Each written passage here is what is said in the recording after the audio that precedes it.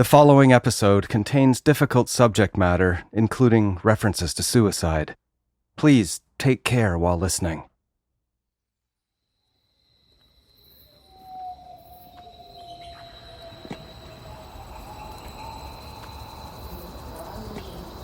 Escuché un grito pidiendo auxilio, pidiendo ayuda de una mujer.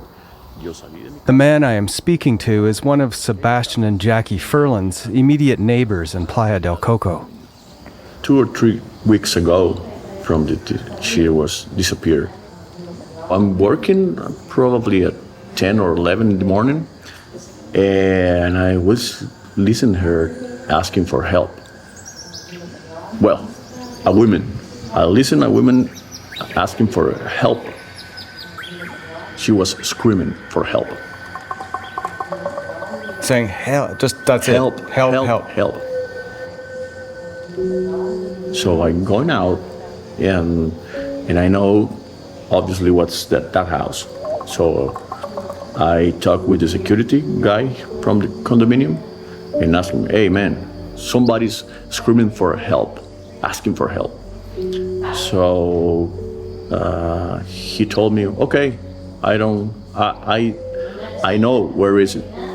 So we came that house and he told me, man, every time it's the same.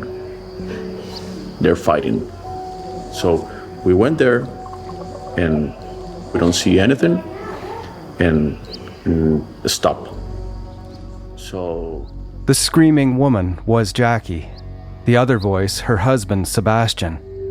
When investigated during similar loud altercations, the shouting would end, and Jackie and Sebastian would later emerge from their house as if nothing had happened. Yeah. When you went over, did you see anything? No. Just the screaming.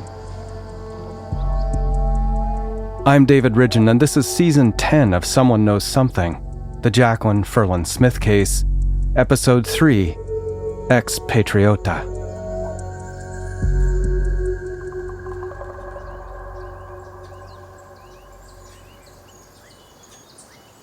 Yeah, like if you're trying to report a human story, the human story is like, this has been really difficult on Sebastian. Because it's like, I understand our parents are trying to find her, but we're also trying to move on with our life, right? About a year after Jackie disappeared, Sebastian drove through Playa Coco on his Vespa with a woman from Canada on the back, a new girlfriend he had met several months before. They'd just driven on the scooter together for 23 days, all the way from Canada. Her name was Lorraine Franco, the same Lorraine who opened the door for me and who is now sitting next to Sebastian in his backyard. I came to Costa Rica. Before meeting me? I came to Costa Rica because I was coming for my own reasons and didn't know Sebastian at all. So you first met after Jackie disappeared? Yeah, exactly. Because I was interested in volunteer work, and I was doing my own 6 weeks of volunteering around Costa Rica, and then I came to Coco to go scuba diving. Lorraine, who ran a business as a family therapist in Canada, says she first heard about Sebastian from a friend before her trip. This would have been in December 2021, 4 months after Jackie disappeared. So that friend had been telling me in Canada, you should really meet my friend Sebastian. He's such a nice guy. Obviously didn't tell me about the big sad story. Lorraine came to Costa Rica on a wildlife conservation volunteer trip starting on January 14th, 2022. Before she returned home to Canada, she would meet Sebastian in person in Playas del Coco, probably sometime in early February 2022. And when I did meet Sebastian, I thought he was really nice. I left and went back to Canada, and then we just became friends, and we just started talking on the phone because I was now back in Canada, and he was still in Costa Rica. But then as I started to talk to Sebastian and date him, it was a lot of us talking on the phone about everything. Lorraine says she kept communicating with Sebastian by phone, and they eventually became a couple, meeting in person in Canada, and then some plans emerged. Like, obviously, Sebastian's like massively into bikes and he's massively into adventures and fun stuff like that. He had this dream to drive his Vespa that he bought in Canada one day to Costa Rica. And I'm like, yeah, that would be so cool. I never dated anybody who did motorcycles or rode motorcycles, and I have zero experience on a motorcycle, but I'm an adventurous person. We're a new couple, and so, like, let's do this fun adventure. And they did, driving on Sebastian's scooter from Canada to Costa Rica, a trip that would ultimately lead to both getting matching Vespa tattoos. Their dramatic arrival in town drew attention, and some of the online community got buzzing about it, and about a magazine article that came out around the same time. One of Sebastian's good friends from Quebec, like, loves motorcycles too, and is friends with a guy who writes for all these motorcycle magazines. So he got wind of our story of us riding a Vespa from Canada to Costa Rica, asks if he can interview us. We're like, sure. At this point in our lives, we're just wanting to move on with our lives. We don't want to be known as Lorraine and Sebastian, the guy who's like, the possible murderer. The article makes no mention of Sebastian's recent past, and there's nothing about Jackie. Curiously, the whole thing is written as if Sebastian has never been to Costa Rica before, and Sebastian is referred to as having been batching it for nearly 5 years before finding Lorraine and using an underpowered street scooter to brave the wilds of Central America with her. It's Lorraine who provides most of the explanation for this. Like, obviously, we're doing our best to just go through our life and just be Lorraine and Sebastian, like the fun couple who are just nice people. We don't want to have that legacy following us everywhere we go, so we didn't tell that guy any of that stuff. So we get interviewed by that guy on the phone, and we don't really mention our past. So when he's writing up the story, he's the one that put in there about Sebastian being a bachelor, right? We didn't tell him that he had been single because he was widowed or because his wife went missing. Like, that's like horrible. It has nothing to do with the bike story. And so we just told him our side of the story. And I read the story after it published, and I went, oh shit.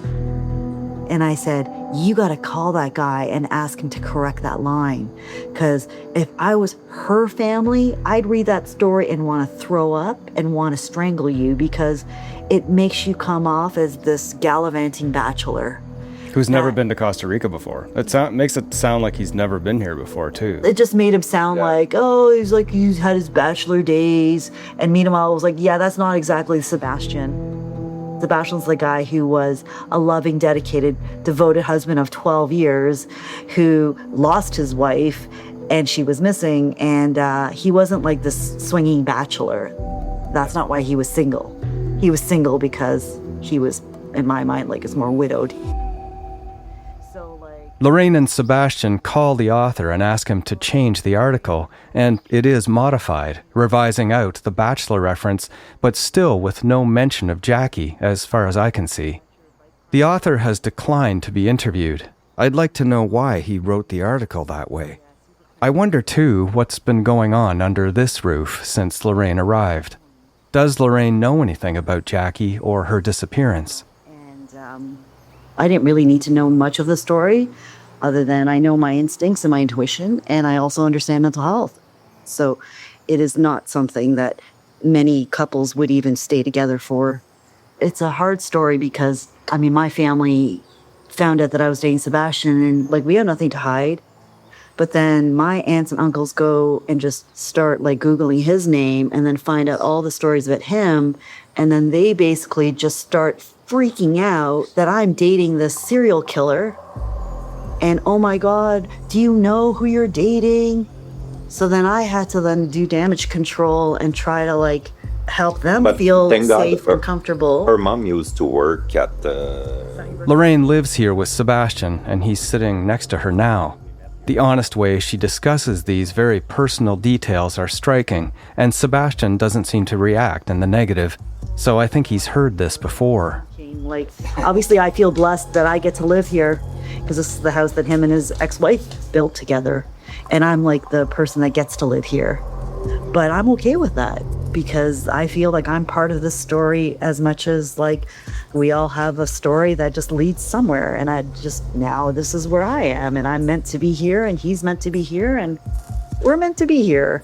And I'm very comfortable with that knowledge. Sebastian's a wonderful human, right? And he's everything that you would expect. He is extremely loyal. He's extremely dedicated. Everything about his history of Jackie it makes sense. And he has not given his side of the story. And I keep saying, you have every right to defend yourself because you are the person that in the story that should be commended, not the one who's thrown under the bus because of the years that you took care of her. This wouldn't be inconsistent with the theory of you being the killer when actually it would have been way easier for you just to have left her for so long. This was not the straw that broke the camel's back. He endured way more bruises. I am drawn to Lorraine's open thoughtfulness and sense of kindness, and I believe that she believes everything she's saying. Colleen and Gordon told me that Sebastian had been speaking to a counselor in Toronto before Jackie disappeared, but both Sebastian and Lorraine assure me that she is not that counselor. Jackie's parents also told me that Jackie was upset that Sebastian was allegedly speaking to an ex-girlfriend on the phone as well, and Jackie's perfect girlfriend text on the topic likely refers to this. But I don't think Lorraine is that person either. I do wonder about Lorraine's comment regarding the straw that broke the camel's back, but set this aside for now and turn my attention back to Sebastian to find out more about the aftermath of Jackie's disappearance. So did police ever come to you, the CR police ever come to you and say that they thought that, you looked suspicious? Did they get you in a room and try to grill you and go through questions? They interviewed me, yeah, for sure, because they came with dogs, obviously. When I reported everything, obviously, that same night, they sent, that's called OIOTA, the OIJ here. So those guys came and investigated and searched the whole house from top to bottom, searched the car, the lot around the house, the neighbor's lot. And then they interviewed me for hours. Yeah. And then they came more than once, actually, because every time they were thinking about something, they would come with more questions, right, and stuff like that. So you have a surveillance camera here, and it's outside the house? I do, but those are cheap stuff from Costco. So they don't really work well. They pretty much, you've seen the edge, right? So there's always something that moves. So you get thousands of pictures of the edge, the trees, a bird, a spider. And then you walk in front and it doesn't see you. And Gordon and Colleen actually said that I did not share the stuff. Okay, I don't have the password for that. Okay, because that was Jackie who had that. Okay, but there's an investigator who came and get the box, and they checked the thing. They say that I'm hiding stuff. No, I'm not. Those guys came and got the box.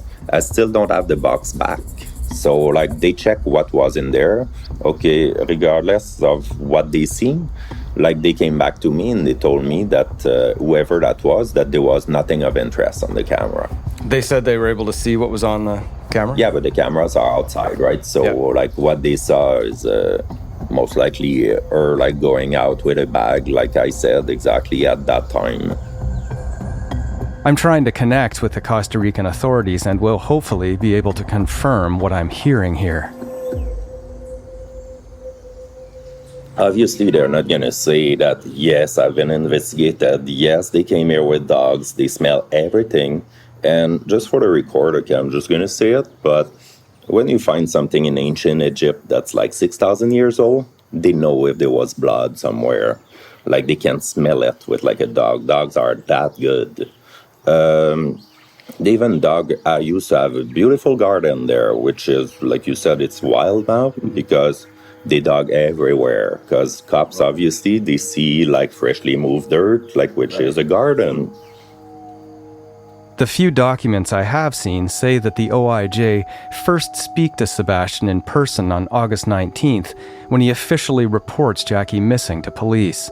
Then OIJ speaks to Sebastian again the next day on the 20th, this time at the house, but they do not search it. OIJ returns again 5 days after Jackie disappears on August 22nd to talk to Sebastian some more and finally conduct a superficial first search of the premises. Nothing unusual seems to have been found on the 22nd. How superficial is a superficial search? In the absence of police, I'll need their files to even begin figuring out what was done or not. So Sebastian posted on Chit Chat that Jaclyn was missing, and I reached out to him seeing if there was anything that I could do to help. And right away, I organized a search, like with people from our community. There were searches across the area undertaken by volunteers soon after Jackie disappeared, organized in large part by Jackie's friend, Krista. We met in Coco and we had designated search areas for different groups, and we sent everybody out from there. And we conducted that over a couple of days. And then I honestly thought that we would find her right away. The ground search organized by Krista started on August 27th, 2021. Drones were locally used by Krista and a friend of Sebastian's too. Nothing was found.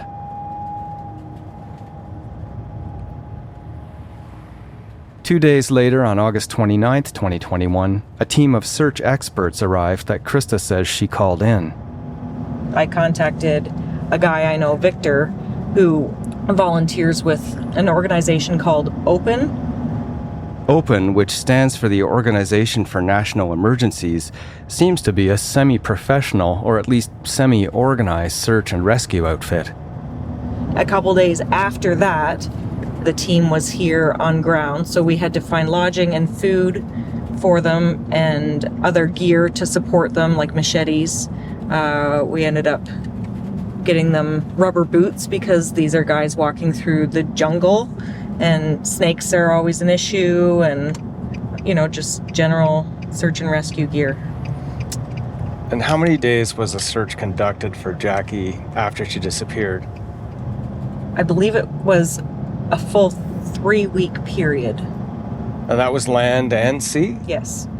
Did anybody come up with anything? Did they find any remnant of clothing or any item that might have belonged to Jackie or any item at all? Nothing at all. And these guys were rappelling off cliffs. They found an old wallet that had been sitting, at the bottom of this cliff for, it appeared to be a number of years, but there was never a single sign of any belonging of Jaclyn's. We were hoping to find her flip-flops or anything. And then how was it decided to sort of wrap up the searches? Well, 2 weeks into the search, Sebastian asked to shut it down, but I was not prepared to give up yet because there were still some areas that needed to be searched. Krista says Sebastian told her that the search was expensive, food and accommodation for searchers, but also told Krista that some crew members were trying to scam him. There were also some questions being generally raised about the experience level of the searchers, with some talking about ghosts and others using the equivalent of divining rods to douse for Jackie. Community donations for the search dried up as time went on, with no progress. The official search lasted 3 weeks, and on September 19th, 2021, it ended with no sign of Jackie. And did Sebastian take part in the actual searches himself, to your knowledge? To my knowledge, no. Like, he wasn't out searching through the bushes and stuff like that. He was, back at the house. He drove the team members to different search areas and would drop them off. and so act as a taxi, kind of. I was there everywhere all the time. I asked Sebastian about the searches. And before, like, the cops even, like, did the search and stuff, we were, like, basically 15, 16 hours, like, a day, like, us driving those guys around so they can search, like, a bigger, like, perimeter around the house. And it lasted, like, close to 3 months. Like, by the end, okay, like, myself, I was like, I just can't do that anymore. I'm gonna die. It's that demanding. And it's also, when you're doing that, like, you're always, like, night and day basically talking about that. Like, it's extremely demanding and difficult, right? Yeah. Sebastian says he was on a boat that searched an area at sea where things collected, known as the garbage line. I ask him about some of the local freshwater lagoons and rivers, but he doesn't recall what was searched in that regard. Meanwhile, the OIJ conducts an additional search at Sebastian and Jackie's place on September 6, 2021, almost 3 weeks after Jackie disappears. Colleen and Gordon Smith. 3 weeks later, and I thought, well, what are they going to find? Jackie lived in the house. And another odd thing was Sebastian had a mop with a pail of chlorine in the house, you know, which I thought was a little bit odd. And then he had Colleen to clean the shower, do some stuff, and then we realized after we shouldn't have cleaned anything. Without access to police or the file, I can't say whether or not cleaning the house affected any evidence, and bleach in the bathroom is pretty common. But investigatively, one would want a location to remain as it was on the night someone disappeared from it as much as possible. 3 days and certainly 3 weeks before searches are conducted is a long time.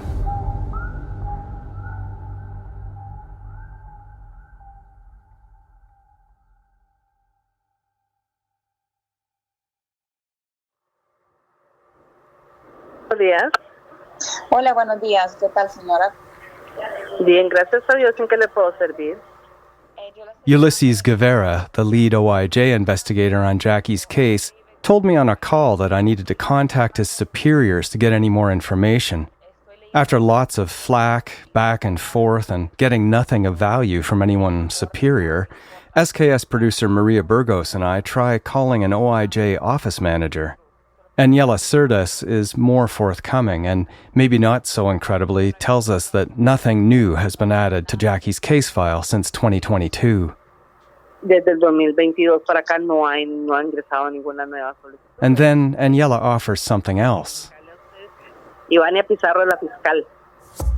The name of a key prosecutor, Carmen Ivania Pizarro. In Costa Rica, prosecutors oversee the criminal investigation and evaluate the evidence to look for foul play, so maybe Carmen Ivania can help. Bueno, el expediente ahorita está con un archivo en el juzgado penal que se llama desestimación. Jackie's file has been dismissed and archived at the courts, Carmen says. And the upshot of that, maybe there's a chance we can get our hands on it. We ask if she has Jackie's cell phone, and she says she does, but getting at that phone, or anything else, will still take a bit more doing. I've sent a Freedom of Information request to the Abbotsford, BC Police from Jackie's hometown, whom I know did some work on the case, and there's still a lot more people to talk to here in Costa Rica. Turn right on VEA 151. Just heading up to the development where Jackie and Sebastian had built their house. Yesterday I talked to Sebastian and his new partner, Lorraine, and today I'm heading back to talk to the neighbours. My GPS is overheating, so I've got to somehow cool this car down so that I can actually get there. Back to Playas del Coco for more active investigation.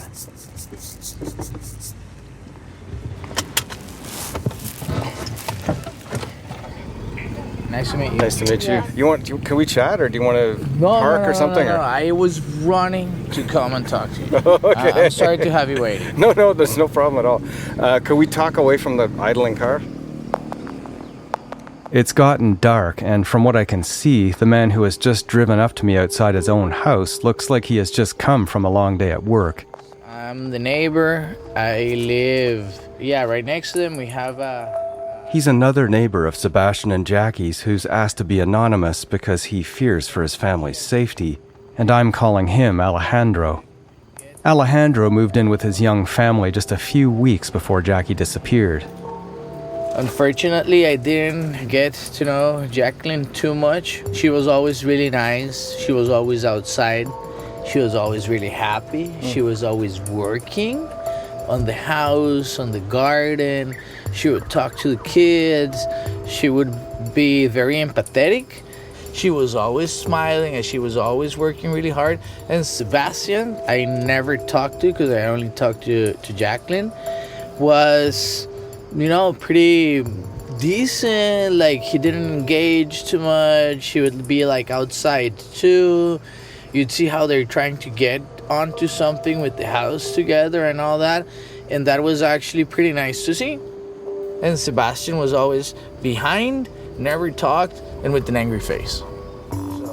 Alejandro doesn't know why Sebastian and Jackie were fighting or what happened to Jackie, but he does have some theories that include suspicions about Sebastian's backyard after Jackie went missing. Why am I very suspicious about behind the backyard? Because I have a lot of dogs. And the dogs, as soon as I open the gate, would go to the, let's say, backside on the right-hand side of the, glass part of the garden. There is a place where he had, a bunch of logs, and I could let my dogs go out, and my dogs would always go to the exact same place. He continued burning things on top of it, but there was something burned underneath, and you could see birds all over, until I got scared, and I started going around the house with the shotgun. What birds were you saying? What kind Vultures, of birds? big pink heads, and they're all the time on top of the house. On top of the house? All the time on top of the house. My kids are afraid of it. I'm afraid of it. They're always on top of the house. I have found one neighbor across the street who says vultures used to appear at their own property too, but nobody else other than Alejandro is able to say they saw vultures at Sebastian's.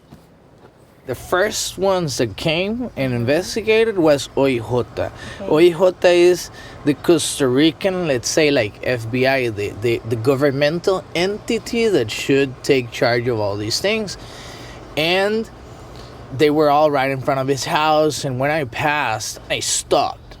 And they were like, okay, so we can't for sure say it was him, but he has his car hidden inside of his garage, and he has blood all over the front seat of the passenger, and then he is not willing to share the surveillance videos of the house, of the cameras and all that. And I'm like, for sure, it was him. Alejandro comes off as exaggerated to me, and his conclusions are speculative, though it's obvious that he is actually fearful and suspicious of Sebastian. After speaking to the OIJ, Alejandro says he became so concerned about Sebastian that he decided to confront him. And then next time he comes by, I go with the shotgun again, and I knock on the door, and I tell him, motherfucker, I see you close to my house, I'll fucking kill you. You went over with your shotgun? Oh, yeah. It's not legal. I don't care. Really, I don't give a shit. Taking a shotgun into any situation seems like the best way to accelerate it in the wrong direction. Sebastian says this interaction never happened, but if it did, I'm not sure I fully understand Alejandro's decision to confront Sebastian in this way. There's also no way of knowing what he was actually told by OIJ, if anything. Krista adds even more nuance by telling me a story that offers some more potential detail about blood in the car. During the search, my husband and I got in the car to go for breakfast one morning while all the guys were out searching, and I have my little dog with me, and she actually pointed a spot in the back seat and was digging furiously at it and sniffing it. Now, during the search with the Oihota's dog, they did end up cutting a spot out of the back seat of the vehicle. And when I was in the back seat, it was covered with a vehicle cover, like a seat cover. Okay. And they kept cutting out a spot, but I don't know whatever happened with that. Okay, and how do you know that the police cut that spot out? Sebastian told me. He told you. Okay. And did he ever say anything about results, or did you ask him particularly about results of that? He said that he didn't know what the results were. Colleen and Gordon also say they saw Sebastian burning things in the days following Jackie's disappearance, but Sebastian says the police cleared him. They dug everything. And that brings me to another accusation I got, because that garden was made of wood frame and stuff. So after it got all destroyed, I got really depressed and stopped actually using it. So instead of letting it grow wild, I used all the wood that was there and burn it for days on the neighbor's lot. Then it got me accused that, he burned the body, just stupidness after stupidness, if you want. So, yes, dogs came here and cleared me, cleared the car, cleared the house, cleared the lot. Cleared him, the house, the lot, and the car. I'd still like to see what happened with the seat cover. I wonder how old it was, why it was put on top of the original cover, and why both Krista's dog and the police dog might have alerted to it.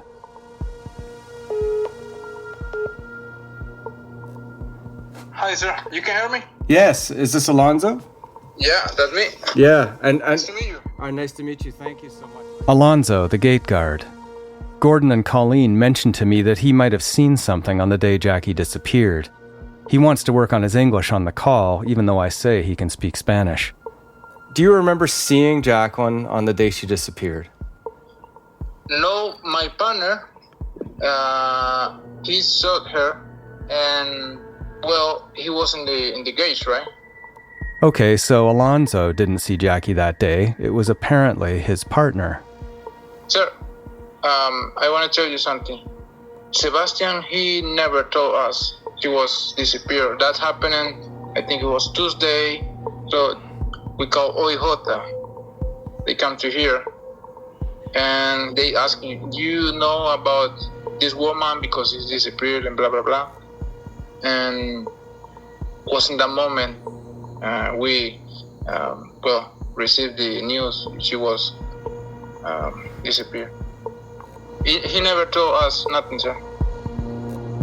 Sebastian tells me that he expected Jackie to come back that night, so perhaps because of prior experiences of Jackie leaving or him leaving, it might explain why Sebastian didn't immediately raise alarm bells in the community.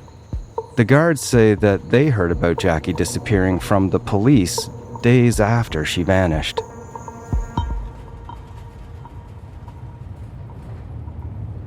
Just on my way to the guardhouse that's just down the hill from Jackie and Sebastian's place.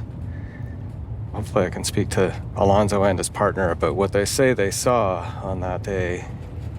I spoke to Alonzo on the phone, but I really wanted to talk in person. Just passing the house that Jackie and Sebastian built here. There's a hedge in front of it now that wasn't at the time. So it's hard to see the house, to see a garage behind there. I make arrangements to meet in person with Alonzo and the other guard, Michael. Just a little guardhouse.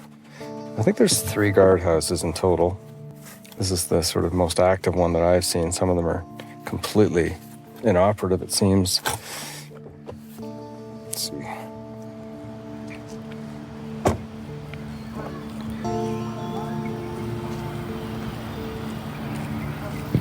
Hola. Is Alonzo here? Viene Alonso, ya. Alonso.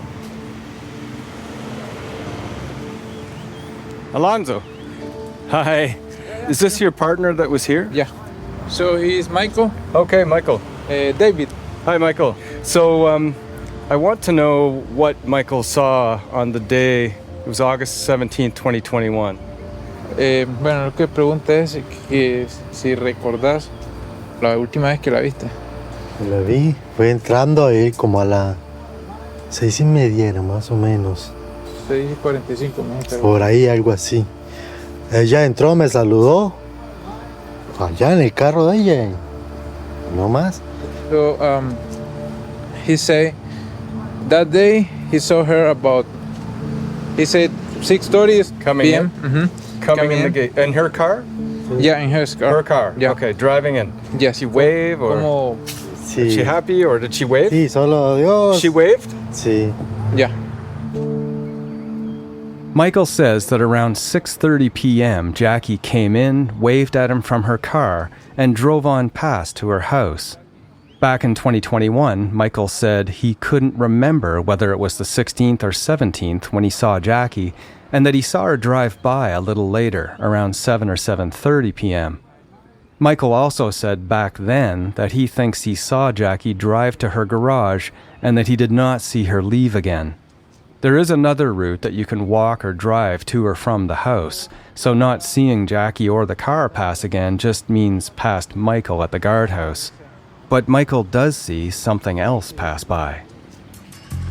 No más. Después más tarde vi salir un carro, un taxi, y me pareció ver a ella que iba en el taxi. Me pareció. Sí. Michael says that later on he saw a taxi drive past the guardhouse. And he saw somebody behind the seat back in the taxi, but he's not sure if it was her or another person. Okay. Yeah. And what time was that taxi? Do you remember the time? El tiempo del taxi, ¿te acordás más o menos? No me recuerdo. No, so you don't remember? No. Late, or like many hours later, or just a couple hours later, or? Minutos, una hora. Como una hora más o menos. Como sorry. 1 hour, he said. Yeah. Y en la parte de atrás iba una persona que me pareció ver a ella. No exactamente era ella. He say in the back of the seat was somebody, but Can't tell. Yeah. Man or woman? He say only that was somebody in the back of the taxi. Sebastian said that a neighbor saw a taxi on the night Jackie disappeared as well. I wonder if it's the same sighting. So, the taxi, you must have known the taxi driver because there's very few taxi drivers, right? Did he recognize the taxi driver? ¿Te reconociste el taxi o recordás el taxi? Un taxi rojo nada más. No, Sí. he don't remember. Well, he remember it was a taxi, yeah. It's red. Red taxi, though? It was a red taxi. It was a red taxi, okay.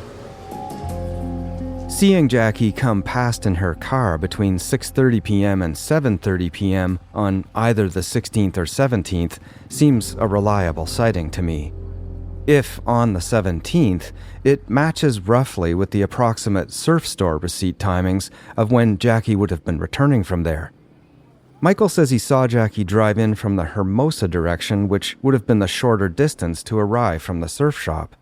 Not seeing Jackie leave and then seeing a taxi go by with a person in the back, but he doesn't know who, is less exact.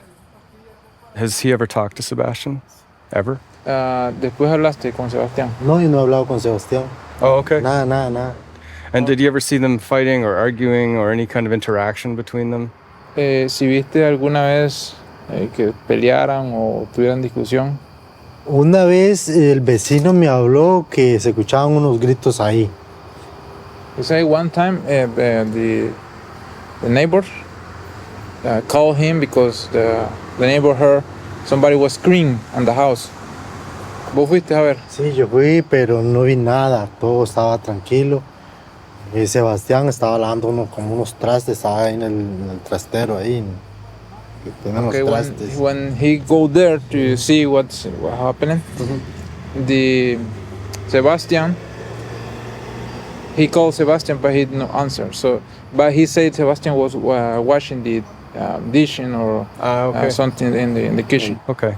And have you ever seen them arguing or fighting? Did you? Yeah, they having I don't know what kind of problem with the people who was building the house, and I remember I was here exactly, and there was grass in front, they having a little scooter, and she was screaming and hitting him in the back because she was in the back. She was hitting him in the back, yeah, and she was hitting him in the back. Jaclyn, no, wasn't it? Jaclyn was hitting.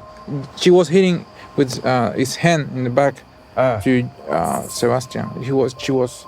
I don't know. She was fighting or something. She was hitting Sebastian. Yeah, she was.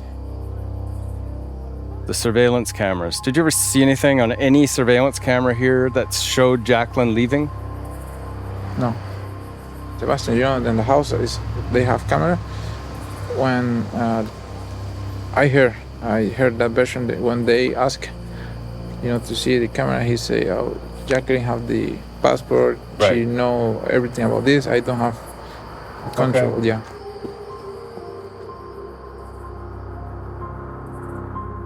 I really went through my cameras because we have security cameras at the house. But someone does have some footage from around the time Jackie disappeared.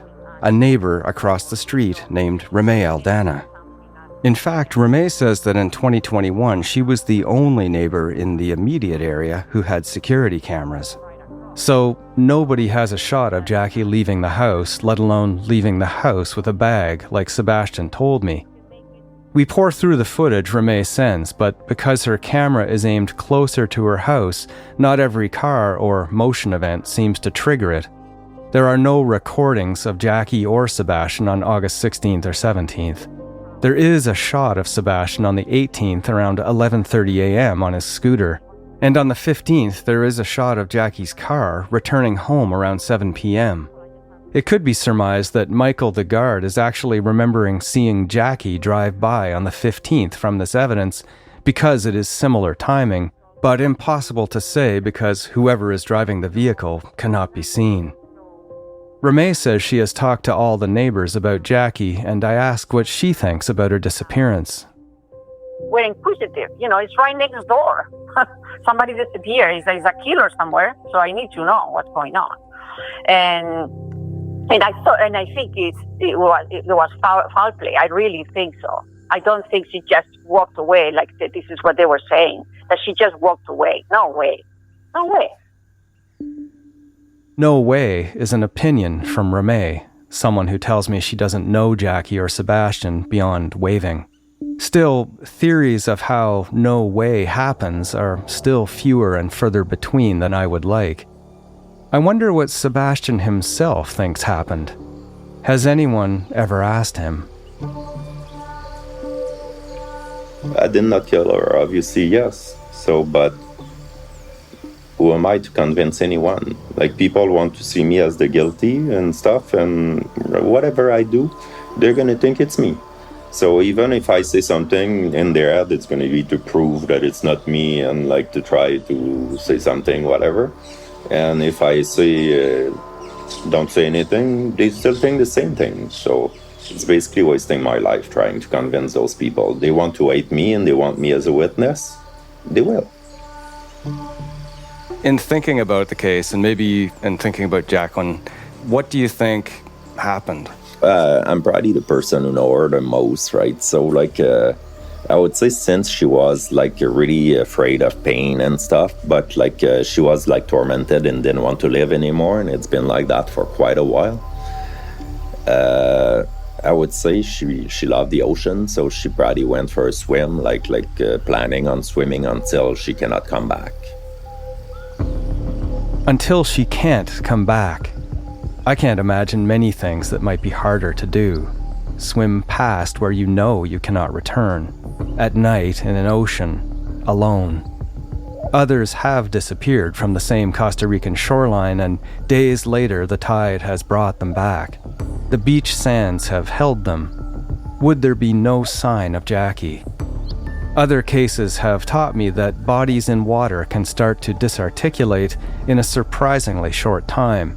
The fingers, hands, and head first, then at the waist.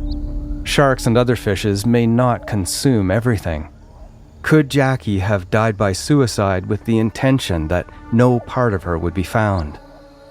Maybe. As I'm sitting with Sebastian, these thoughts go through my mind, and I notice on his leg a scar. In the days after Jackie disappeared, other people noticed it too, but at that time, it was a new, deep gash.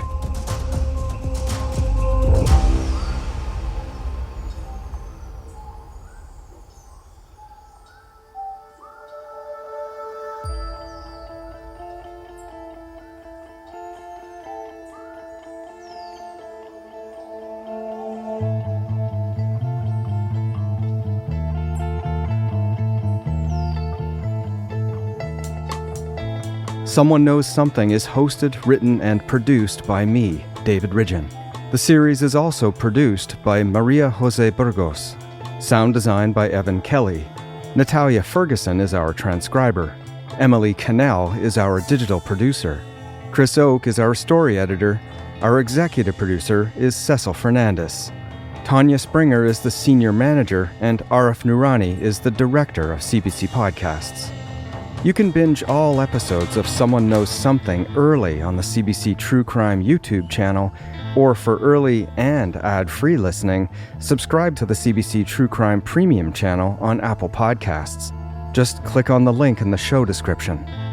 If you're looking for more CBC True Crime, check out Uncover from CBC Podcasts. There are over 30 seasons to binge listen to right now. Sea of Lies takes you inside the mind of a devious scammer whose trail of destruction crosses continents and decades. Find investigations and more by searching for Uncover wherever you get your podcasts.